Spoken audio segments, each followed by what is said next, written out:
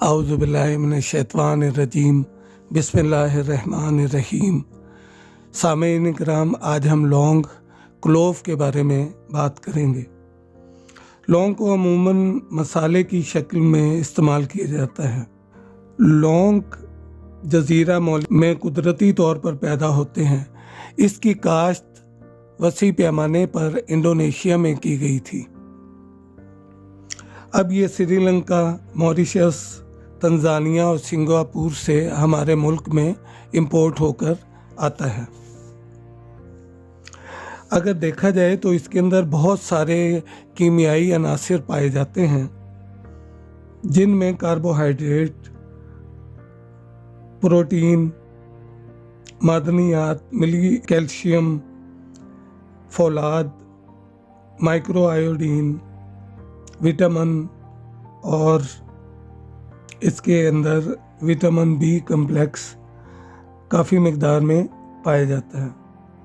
اس کے علاوہ لونگ کا استعمال ایک تیل بنایا جاتا ہے جسے دانتوں کے درد میں استعمال کیا جاتا ہے، جوڑوں کے درد میں استعمال ہوتا ہے۔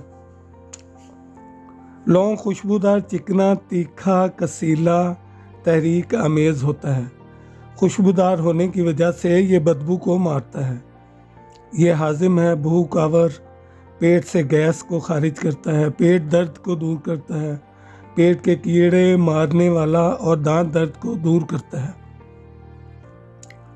یہ قے کو روکتا ہے، پیاس بجھاتا ہے، منہ کے اس کے استعمال سے بلغم باہر نکل آتا ہے، بلغم نہیں بننے دیتا، بخار توڑتا ہے، کھانسی اور دمے میں اس سے افاقہ ہوتا ہے۔ خصوصاً یہ خون کی خرابیوں کو دور کرتا ہے، خون کے سفید خلیات میں اضافہ کرتا ہے، جس سے امیون سسٹم بہت بہتر ہو جاتا ہے۔ یہ مردوں اور عورتوں کے لیے یکساں مفید ہے۔ خصوصاً شوگر لیول کو کم کرتا ہے، جس کی وجہ سے یہ ہارٹ کے لیے بھی بہت اچھا مانا جاتا ہے۔ یہ خون کو پتلا کرتا ہے۔ خصوصاً کئی لوگوں کو یہ بیماری ہوتی ہے کہ ان کے ہاتھوں میں بہت زیادہ پسینہ آتا ہے۔ اگر وہ 3-4 لونگ کا روزانہ استعمال کریں تو وہ اس بیماری سے ان کو نجات مل جاتی ہے۔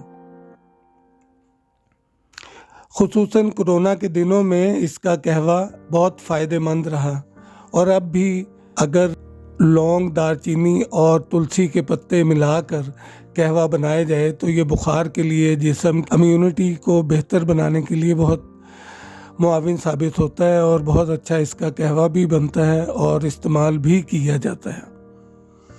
تو سامعین کرام، یہ میں نے آپ کے ساتھ کچھ انفارمیشن تھی جو شیئر کی ہے۔